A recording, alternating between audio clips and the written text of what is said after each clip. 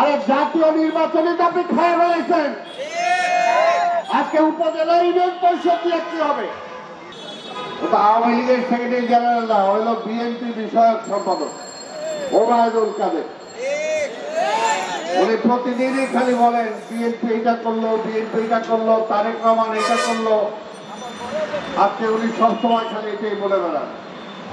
উনি নাকি বলছেন যে বিএনপির মধ্যে কোনো গণতন্ত্র নাই, এটার জন্যই নাকি আজকে সারা দেশে উপজেলায় আমাদের নির্দেশ না মাইনা অনেকেই সেখানে অংশগ্রহণ করছে।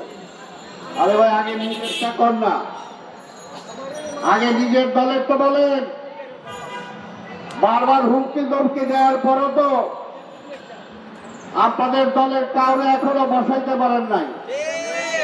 আর নির্বাচনই তো বলছে এটা নির্বাচন আমরা আর মামুরা, এর বাইরে কেউ নির্বাচনে আসে?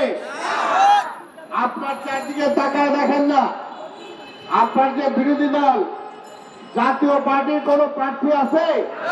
খুঁজেও পায় না।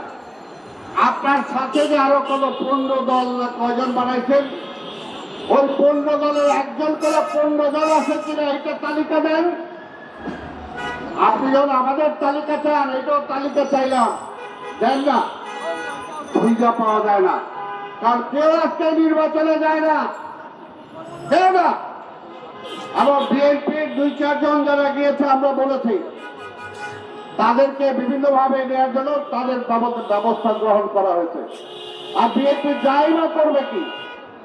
বিএনপি নির্বাচন করতে দেন না, জিততে দেন না, জিততে ক্ষমতায় বসতে দেন না, চেয়ারে বসে তারপরে বলেন যে তার কোনো বরাদ্দ দেওয়া হবে না।